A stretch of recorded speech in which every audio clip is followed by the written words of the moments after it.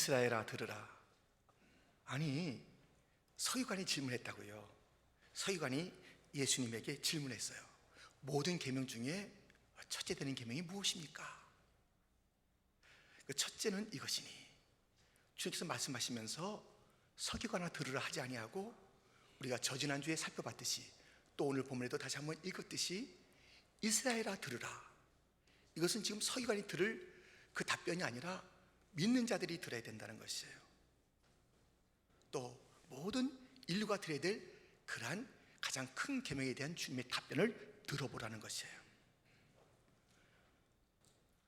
그러시면서 우리 예수님께서는 하나님은 유일하신 분이다, 그 하나님을 마음을 다하고 목숨을 다하고 뜻을 다하고 힘을 다하여 사랑하라, 이것이 첫 번째라는 것을 말씀하셨습니다.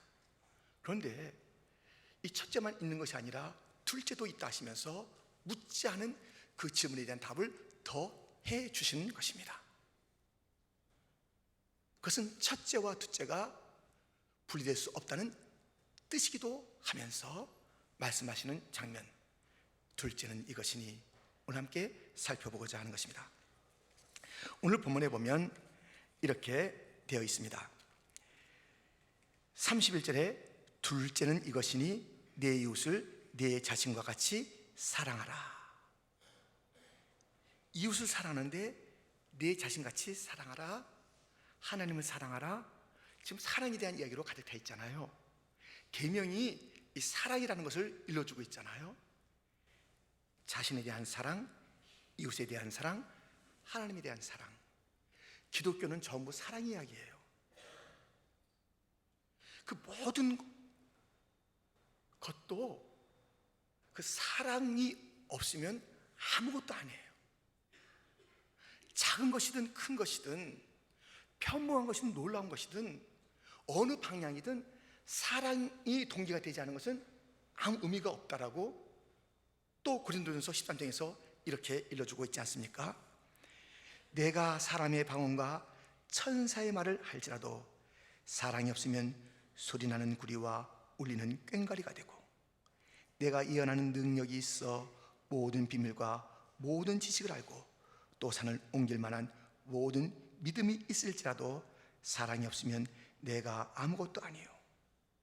내가 내게 있는 모든 것으로 구제하고 또 내 몸을 불사르게 내줄지라도 사랑이 없으면 내게 아무 유익이 없느니라. 저는 계속 부러운 게 있어요. 영어 잘하는 사람들 정말 부러워요. 영어도 잘하고 한국말도 잘하고, 어떤 사람은 중국말까지 해요. 어떤 사람은 러시아, 또 스페니시. 이야, 사람의 방언을 그렇게 잘하는 사람이 있어요. 그런데 아무리 외국의 능통해도 사랑이 없으면 아무것도 아니에요. 사랑 없으면 그 외국어가 아무것도 아니에요. 천사의 말을 해요. 천사처럼 여기서 복음을 전해요. 설교를 해요. 천사처럼 찬양해요. 천사처럼 말을 갖다가 아름답게 해요. 사랑이 없으면 아무것도 아니에요. 이적과 기적을 보여요. 사랑 없으면 아무것도 아니에요. 구제들을 잘해요. 사랑 없으면 아무것도 아니에요. Nothing. 아무것도 아니래요. 사랑이 없으면 아무것도 아니에요. 아무것도. 사랑이 동기로 출발하지 않는 것은 아무것도 아니에요. 이 사랑 이야기를 주님께서 하시면서 이웃을 사랑하라, 하나님을 사랑하라, 이웃을 사랑하라. 그 전에 전제가 된 게 무엇이죠? 자기 자신을 사랑해야 되는 거예요. 이 자기를 향한 우리의 태도가 있습니다. 하나는 혐오예요. 인정하지 않음이에요. 내 자신이 싫어요. 정말 보기도 싫고 이런 자가 어딨나, 죽지 못해 사는 것 같은 자기 자신에 대한 싫음과 혐오가 가득한 자기를 향한 태도가 있습니다. 또 하나의 태도가 있습니다. 자기 사랑이에요. 그런데 지금 여기서의 자기 사랑과 예수님을 믿기 전에 자기 사랑은 다른 것이에요. 혐오를 하든가 예수 믿기 전에 자기 사랑이라는 것은 탐욕이에요. 탐욕. 자기 욕심이에요. 사랑한다는 것이 다른 것을 다 이용할 뿐이고 자기를 만족시키려는 그런 도구일 뿐이에요. 그런 사랑 말고 그런 사랑 말고 자기를 혐오하거나 일성품이 선호 있고 따라갔던 그런 욕심 덩어리 자기 자신을 사랑하는 그 말고 진정으로 자기 사랑하는 것 무엇입니까? 하나님이 세상을 이처럼 사랑하사, 하나님이 세상을 이처럼 사랑하사 독생자를 주신 하나님의 사랑받은 그 존재, 그 하나님의 사랑받은 그 사랑의 눈결로 나를 다시 바라보는 그 사랑, 그 사랑을 가지라는 것이. 예수님을 만나기 전에 사람들은 다 왜곡된 자기 사랑이나 자기 혐오의 사람들이었습니다. 사마리아 여인이 그랬습니다. 7 귀신 들렸던 막달라 마리아가 그랬습니다. 돈은 있었으나 사람들에게 조롱받았던 그런 삭개오가 그랬습니다. 많은 사람들마다 자기 혐오나 왜곡된 사랑으로 살고 있었는데 주님을 만나서 진정한 사랑, 주님께서 보시면서 우리의 연약함과 한계와 문제와 절망과 상처의 옷을 다 벗겨주시고 주님의 그 따뜻한 사랑과 의의 옷을 입혀주신 그 나를 사랑하라는 것입니다. 여러분, 자기 자신을 사랑해야 이웃도 사랑하는 것이고 하나님도 사랑하는 것이에요. 내가 어떤 존재인 것을 알지 못하면 어떻게 하나님을 사랑할 수 있겠습니까? 자기를 사랑하듯이 이웃을 사랑하라. 그렇다면 도대체 이 이웃이 누굴까요? 이웃을 사랑하라는데, 주님께서 사랑하라는 이웃들은 여기에 있습니다. 그 이웃은 강도 만난 사람이 내 이웃이며 그들에게 자비를 베푸는 것이 사랑이라고 우리 주님은 가르쳐 주셨습니다. 지금 이 본문과 비슷한 본문이 하나 있어요. 누가복음 10장에 한 율법사의 질문 가운데 하나님을 사랑하라, 이웃을 사랑하라는 그러한 말씀이 있습니다. 그런데 오늘 본문과 다른 것은 거기에는 우리가 잘 알고 있는 한 이야기가 있습니다. 한 사람이 강도에게 두드려 맞고 다 빼앗기고 거의 죽게 되어졌습니다. 죽어가는 그 사람을 제사장이 먼저 보고 지나갔습니다. 네 사람이 보고 지나갔습니다.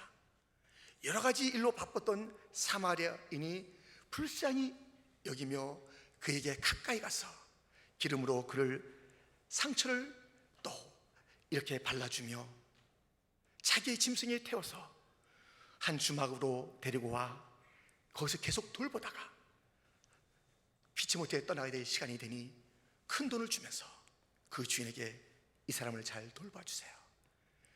혹시 부족한 것이 있다면 내가 오는 길에 주겠습니다 했던 그 비유의 이야기가 있습니다.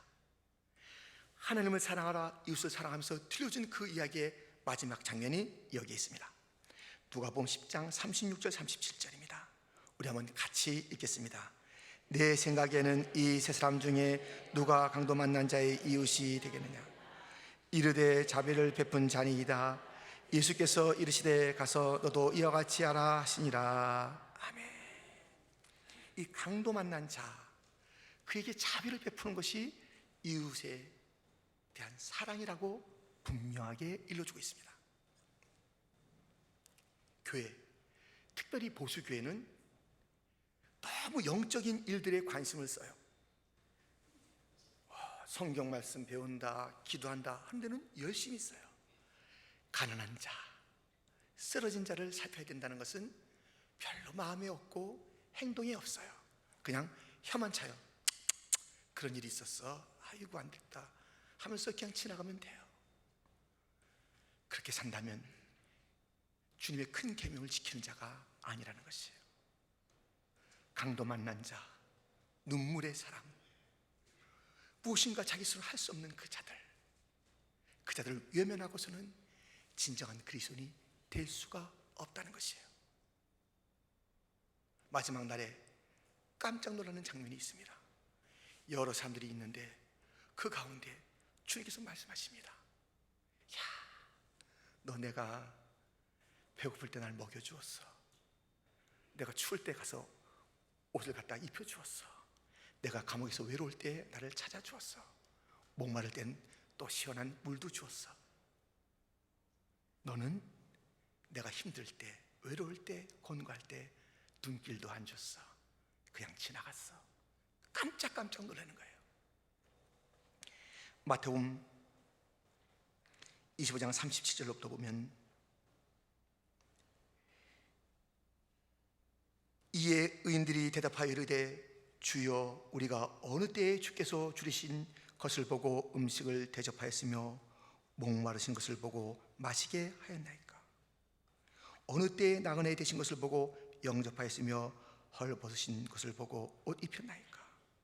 어느 때에 병드신 것이나 옥에 갇히신 것을 보고 가서 배웠나이까? 하리니 임금이 대답하여 이르시되 내가 진실로 너에게 이르노니 너희가 여기 내 형제 중에 지극히 작은 자 하나에게 한 것이 곧 내게 한 것이니라 하시고,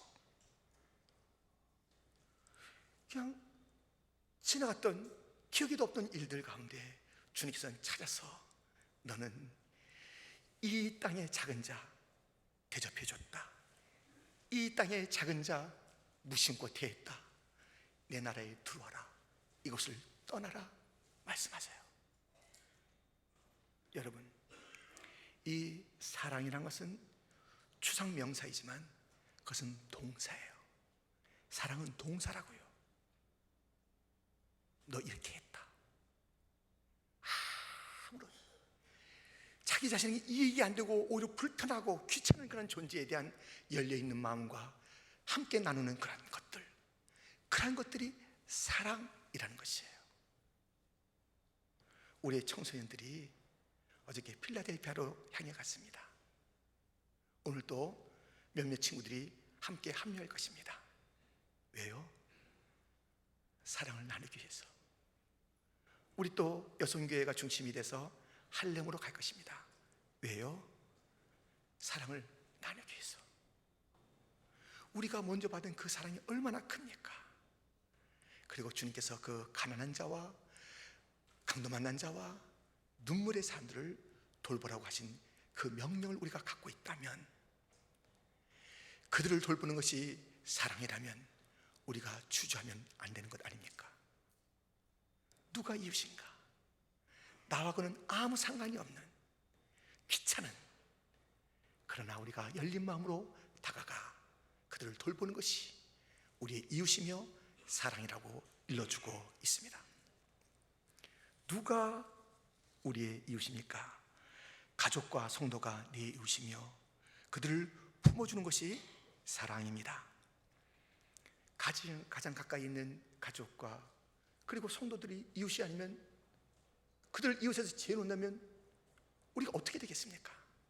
근데 우리는 이 가장 가까이 있는 이웃들에게 무심해요. 사랑하지 않고 미워해요. 아내들이 남편에게 밥 해줄 때 그냥 생각 없이 해주고, 에이, 할 수 없어 밥한다 하는 마음으로 한다면, 사랑이 없는 마음으로 한다면 밥을 주는 게 아니에요. 돌 주는 거예요. 돌.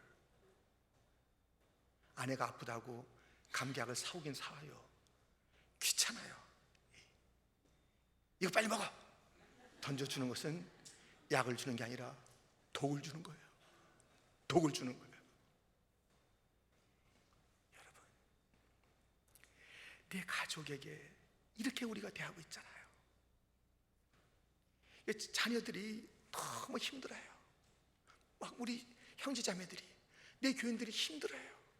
나의 그 존재함과 나의 그 태도에 너무 힘들어하는 것이에요. 그리고 우리가 이웃을 사랑하며 계명을 지켜 복 받겠다라는 그런 사람으로 앉아 있을 수 있을까요?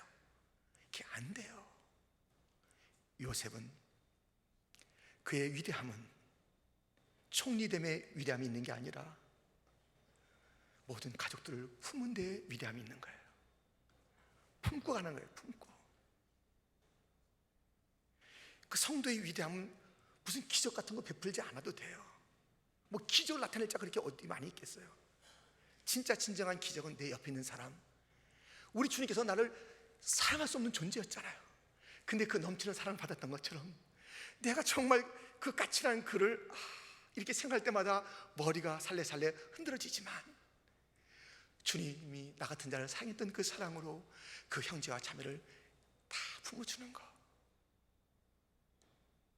이것이 사랑이에요. 그런데 오늘 본문에 놀라운 장면이 있어요.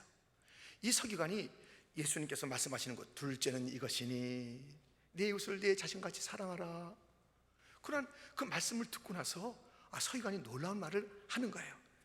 다시 한번 보시죠.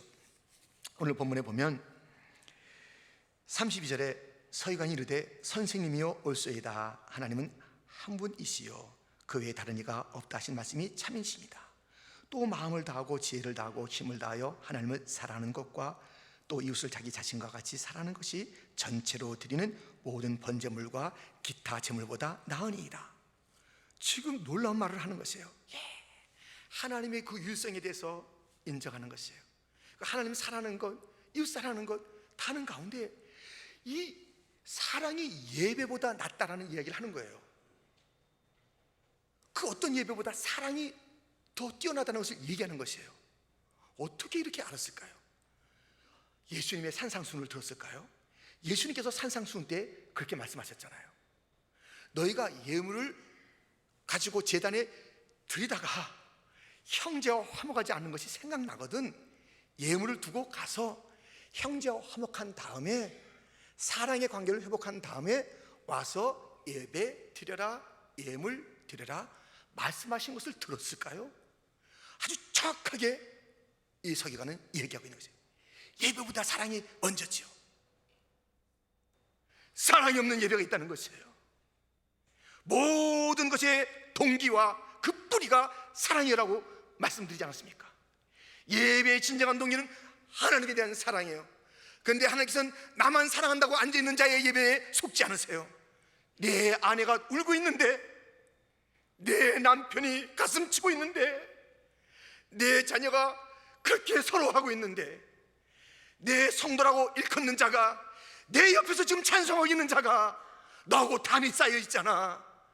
근데 너는 나를 사랑한다는 그런 찬송을 하는가? 그 찬송 받을 수가 없다는 것이에요. 하나님에 대한 사랑과 내 자기 자신에 대한 사랑과 이웃에 대한 사랑은 같이 있어지는 거예요. 나를 같이 있게 봐야 돼요. 내 있지 않은 부인하고 그것은 십자가 앞에 묻어야지만 예수님께서 나에게 다시금 사랑의 눈으로 회복시켜준 그 나의 새로워진 면에 대한 사랑과 이웃에 대한 사랑과 하나님에 대한 사랑, 이것이 예배의 중심이 되지 않으면 그 예배가 헛것이라는 것을 서기관도 알고 있는 것이에요. 여러분, 우리 좀 품어줘야 돼요. 사랑은 품는 거예요. 고린도전서 13장에 보면 사랑은 모든 것을 참으며 모든 것을 바라며 모든 것을 믿으며 모든 것을 견디는지라. 사랑의 그 속성 가운데는 그냥 믿어주는 거예요. 견뎌주는 거예요. 품어주는 거예요. 잘 될 거야. 여러분, 우리가 가족이 그냥 끼워줄 수 없지 않습니까? 교회가 끼워질 수는 없지 않습니까? 너 이렇게 못되게 있기 때문에 내 가족에서 나가. 너 우리 교회는 어울리지 않아. 어울리지 않는다니까. 너는 그렇게 해서 우리가 내칠 사람 있습니까? 먼저 내가 내쳐져야지요. 내 가정 안에서 내가 먼저 내쳐져야지요. 내가 온전하게 내 식구들을 돌봤습니까? 가장으로 돌봤습니까? 주부로서 돌봤습니까? 부모로서 챙겼습니까? 내가 먼저 아버지 됨을 그만둬야지요. 내가 어머니 됨을 먼저 그만둬야지요. 왜 아이들에게 우리가 좀 더 많은 그런 힘과 권위가 있다고 해서 함부로 너 나가 할 수는 없는 것 아닙니까? 교회 안에서 너 나가라고 하신 자가 누구 있습니까? 누구 있습니까? 어떤 거예요? 내가 오늘까지 여기에 있으면, 가족으로 있으면, 성도로 있으면 주님의 참으심이며 식구들의 품음이 있었기 때문에 그런 것 아닙니까? 그러므로 우리는 품고 가야 돼요. 끝까지 품고 가야 돼요. 예, 우리가 소망이 있겠지요. 바라는 것이 있겠지요. 너 잘 될 거야. 내가 너 기대한다 얘기하는데 끝까지 안 되는 것 같고 우리가 눈을 감아요. 그래도 품고 가야 돼요. 그래도 품고 가야 된다고요. 우리 예수님께서 그 제자들에게 가졌던 것은 우리가 표현할 때는 배반감 아니겠습니까? 그토록 유별난 사랑을 주었잖아요. 수많은 무리가 와도 그 12명만 떼어다가 사랑해 주시고 키워주시고 품어주시고 함께 해주셨는데 십자가 앞에서 다 도망갔어요. 우리 주님께서 그들에게 어떻게 했습니까? 부활 후에 만나면서 팔 걷어붙이면서 그렇게 했습니까? 그들이 있는 곳에 와서 평강히 있으라 말씀하셨습니다. 베드로에게 그 아침을 지어서 먹이신 그 예수님, 그 사랑, 그 품으심. 그러므로 우리 자녀들에게 문제가 있습니까? 사실은 문제의 자녀 뒤에는 문제 부모가 있다고 하니까 문제가 많을 때 좀 자기 자신을 생각해 보세요. 내가 무슨 문제가 있을까? 그리고 우리가 기다려줌으로 다시 시작하세요. 우리 다 정지할 수 없잖아요. 저도 아이들 어렸을 때 기억이 나요. 딱 찻소리가 나고 째깍 문소리가 나면 들어가면 아이들은 변함없이 공부 자세로 있어요. 근데 들어가다 텔레비 한번 만져보면 텔레비가 되게 뜨뜻해요. 그 꺼져 있는 텔레비가 되게 뜨뜻해요. 우리가 그것을 들춰서 자꾸 얘기하면 되겠어요. 저도 옛날에 밖에는 교과서요, 안에는 만화책이 있었습니다. 그런데 알듯 모를 듯 품어주고 어떨 땐 속아주고 어떨 땐 참아준 부모 때문에 여러분, 가족과 성도를 품는 게 사랑이에요. 내치지 마세요. 몰아내지 마세요. 내 삶에서 그것은 계명, 가장 큰 계명을 어기는 것이에요. 누가 우리의 이웃일까요? 세상 사람이 내 이웃이며 그들에게 복음을 전하는 것이 사랑입니다. 우리 하나님의 사랑은 사랑이 본체세요. 그래서 창조가 사랑의 그 역사예요. 우리를 위해서 이 온 천지를 지으셨어요. 얼마나 정말 스케일이 크신 분이십니까? 저 지구에 그냥 먼지만도 못한 그런 존재에게 온 우주 만물을 지어서 봐라, 즐겨라, 너를 위해서 지었다 말씀하신 통큰 하나님. 창조가 하나님의 사랑의 스케일을 보여줘요. 뿐만 아니라 그의 사랑은 구속에서 나타나요. 구원 속에 그 사랑이 있습니다. 하나님이 세상을 이처럼 사랑하사 독생자를 주셨으니, 요한복음 3장 16절의 말씀이 여러 개 그 본문에서 표현되어 있는 일들을 우리가 보게 됩니다. 그 중에 하나, 요한일서 4장 9절, 하나님의 사랑이 우리에게 이렇게 나타난 바 되었으니 하나님이 자기의 독생자를 세상에 보내심은 그로 말미암아 우리를 살리려 하심이라. 사랑은 여기 있으니 우리가 하나님을 사랑하는 것이 아니요 하나님이 우리를 사랑하사 우리 죄를 속하기 위하여 화목제물로 그 아들을 보내셨습니다. 우리 함께 11절 읽겠습니다. 사랑하는 자들아, 하나님이 이같이 우리를 사랑하셨은즉 우리도 서로 사랑하는 것이 마땅하도다. 아멘. 그 하나님의 사랑은 자기를 희생하여 죽기까지 한 그 아들을 통하여 온 땅을 구원하는, 그것이 하나님의 사랑의 절정이에요. 그래서 우리가 이웃을 사랑한다는 것은 그 사랑을 본받아서 사는 것이에요. 세상을 향해서 복음을 증가하는 것이에요. 이것이 사랑이에요. 우리가 올해도 계속 선교 나가고 또 나갑니다. 우리가 함께 바자회도 합니다. 어떻게 하든지 우리가 선교적 삶을 살고 있습니다. 근데 우리가 멈출 수가 없어요. 열방에 우리 주님의 눈물이 있어요. 야, 너희가 나를 높이기만 하면 내가 너희의 행복한 모든 것을 다 줄 텐데 왜 너희가 엉뚱한 것을 높이고 있느냐? 너희가 내가 주인 것을 내가 너희들 왜 잊었느냐? 너희가 이제까지 잘못 주인 삼았던 것을 내려놓고 진정한 주인 나를 바라보라. 그렇게 아직 진정한 주인을 알아보지 못하고 주님의 영광을 알아보지 못하고 주님을 높이지 못하는 온 땅을 향한 주님의 그 마음을 가지고 이 생명의 복음, 주님께서 우리를 찾아오셔서 우리가 다시 한번 회복하는 그런 기회를 주셨습니다 라는 복음을 전하는 그 일에 우리가 함께 나서는 것, 이것이 사랑입니다. 이 사랑이에요. 그런데요, 우리가 이 단기 선교 갔다 왔는데 또 우리가 계속 선교할 터인데 그 시시하게 하면 안 돼요. 하나님의 사랑은 엄청난 충격이었어요. 그러니까 하나님의 아들이 이 땅에 오신 거예요. 베들레헴에 나신 거예요. 그리고 또 우리 속에 자정하신 거예요. 우리 위해서 죽으신 거예요.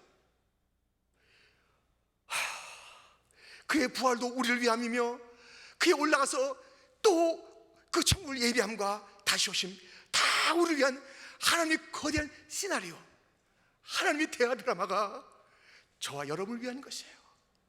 얼마나 위대한 사랑입니까? 충격이에요. 큰 충격이에요.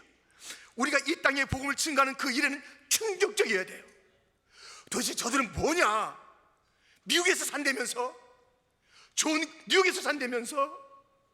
아니 그들이 그 이 시간이면 즐길 것이 그 만하탄에 많이 있다면서? 무게 천지가 다 즐거움거리라면서 왜 왔다는 거예요 도대체? 저들이 왜 저 돈을 들고 왔으며 우리에게 왜 이렇게 낭비하는 것 같으며 왜 우리에게 시간을 보내는지. 근데 그뿐이 아니야. 마치 저들은 꼭 죽을 것 같아. 저들에게 분명히 부모가 있을 텐데, 저에게는 배우자가 있을 것인데, 자녀가 있을 것인데, 좋은 친구가 있을 것인데, 저들은 우리 때문에 지금 죽을 것 같아. 그런 충격을 주는 것이 선교입니다. 충격적인 사랑, 시시한 사랑이 아닌 이 정도 해놓고 했다는 것이 아닙니다. 생명을 던지는 것, 우리 주님께서 그렇게 보여줬던 것처럼 사랑은 여기 있으니 독생자의 죽으심을 통해서 우리에게 구원을 주신 하나님과 화목하게 하신 그 하나님의 놀라우신 사랑, 예수님의 사랑 우리가 먼저 받지 않았습니까? 그렇다면 이웃을 사랑한다는 그 차원은 충격적인 사랑이어야 되는 것입니다. 미안하지만 세상은 성경을 먼저 읽지 않습니다. 성경을 먼저 읽지 않냐고 우리를 먼저 읽는 것이에요. 우리가 예수님의 편지가 되고 우리가 살아 걸어다니는 그 성경 같은 삶을 살아야 하는 것이에요. 저들의 저 사랑은 뭐냐? 저를 죽기까지 돌보는 것은 무엇인가?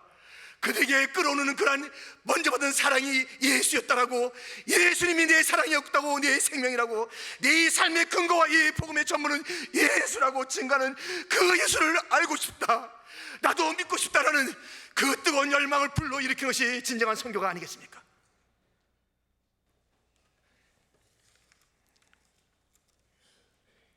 오늘 마지막 절은요, 또 하나 놀라운 이야기를 우리에게 들려줍니다. 이 마지막 절은 어떻게 되어 있냐면 이렇게 되어 있습니다. 예수께서 그가 지혜 있게 대답함을 보시고 이르시되 내가 하나님의 나라에서 멀지 않도다 하시니 그 외에 감히 묻는 자가 없더라. 지금 얼마나 지금 이 서기관이 반듯한 질문했으며 주님의 답을 잘 듣고 또 거기에 응답하는 것조차 얼마나 교리적으로 분명하고 선명합니까? 하나님이 참 위대하신 분이시고요, 마음과 뜻을 다해서 우리가 하나님을 사랑하고 이웃을 사랑하고요 하면서 그 얘기를 드리는 가운데 예배보다 사랑이 더 낫지요 하면서 주님이 마음에 꼭꼭꼭 드는 이야기를 했어요.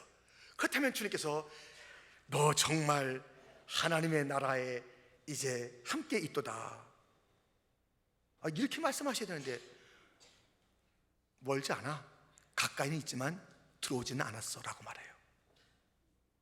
이 무슨 섭섭입니까?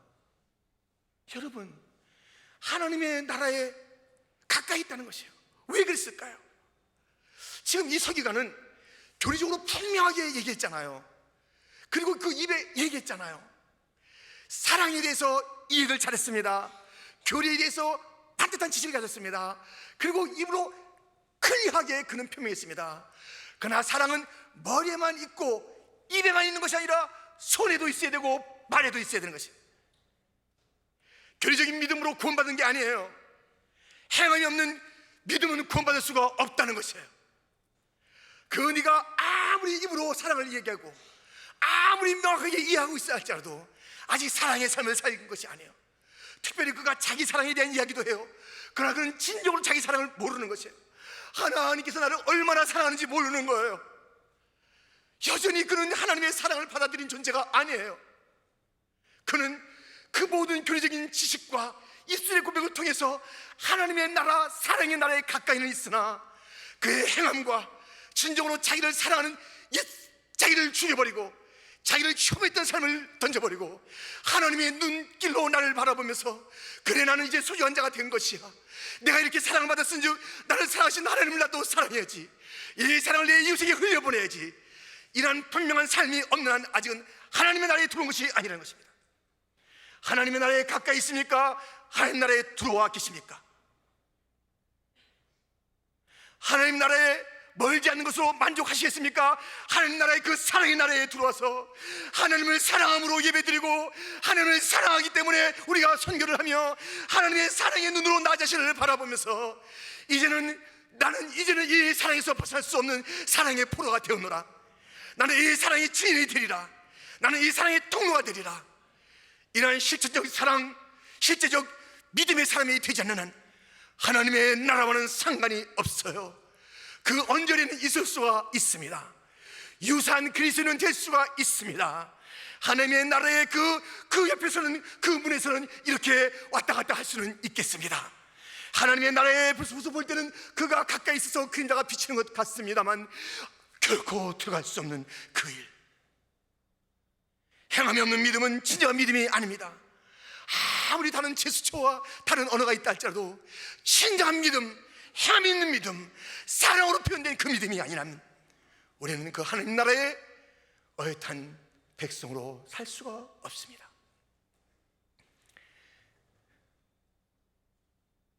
내 주변에 가난한 자들이 계속 스쳐가는 한은 우리는 하나님 나라의 안에 있는 것이 아닙니다. 내 자신을 그토록 혐오하는 한 나는 하나님 나라에 있는 것이 아닙니다.